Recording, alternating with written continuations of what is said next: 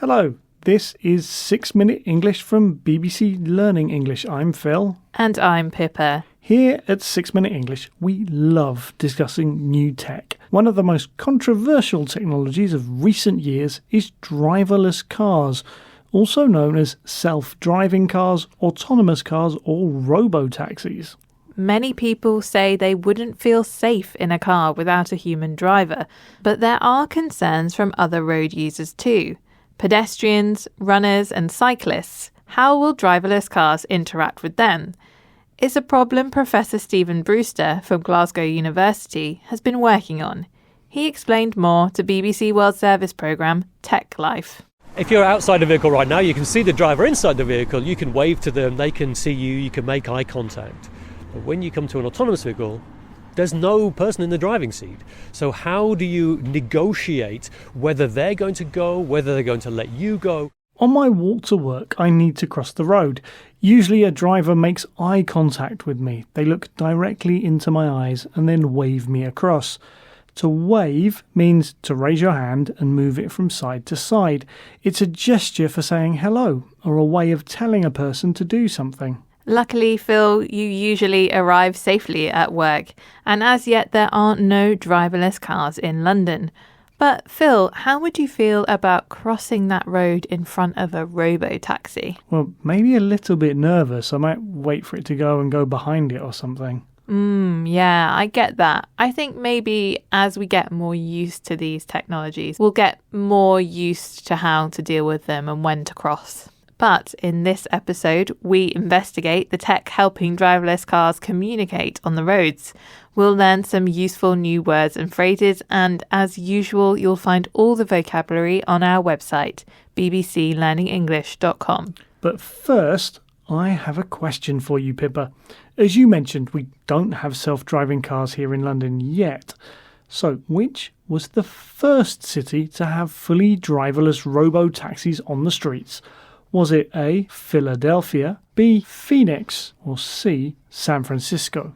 I'm going to say B, Phoenix, because I think it's quite a car-friendly city. Okay, well, we will find out the answer, but at the end of the programme. Because accidents are often caused by not seeing the oncoming danger, Professor Brewster wants to make driverless cars more visible. He discussed his work with BBC Tech Life's presenter, Chris Valence. What kind of signals worked in terms of alerting pedestrians and runners and cyclists to the intentions of the vehicle? We tested two things. We tested animations and fixed coloured light rings. The animations, they work well for pedestrians, but when it came to runners and cyclists, they have much less time to make their decisions. So if you do a quick glance at a vehicle, you don't really see the animation. It's important to alert people to driverless cars.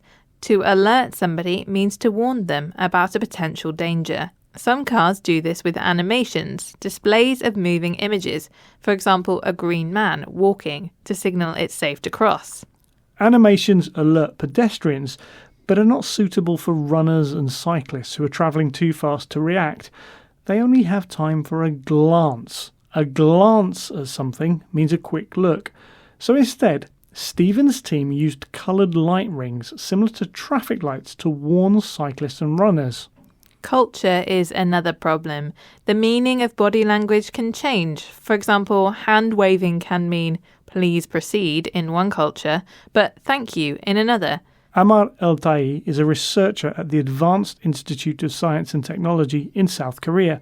Here, Amar tells BBC World Service's Tech Life why Korean culture is especially suited to self-driving cars. In South Korea, for example, jaywalking is illegal, whereas in the UK, we tend to jaywalk a lot.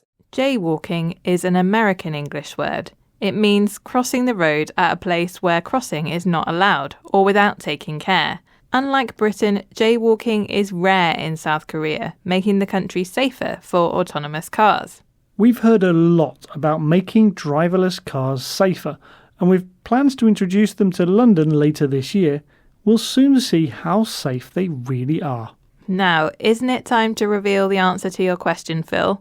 I asked you which city was the first to have self-driving cars on the road, and you said it was Phoenix. And that is the correct answer. Phoenix, Arizona was the first city in the world to have self-driving cars operating on public roads without a human safety driver, and that was in 2017. Let's recap the vocabulary we've learnt, starting with eye contact, looking directly into someone's eyes. To wave at someone is a way of saying hi by raising your hand and waving it from side to side. If you alert someone, you warn them of potential danger. An animation is a display made up of moving images. A glance is a quick, brief look at something. And finally, the American English term jaywalking means crossing the road where you're not supposed to. Once again, our 6 minutes are up. If you'd like to hear more programs about technology, you'll find plenty on our tech topic page, all on our website. And there you'll also find a quiz and worksheet for this episode. Visit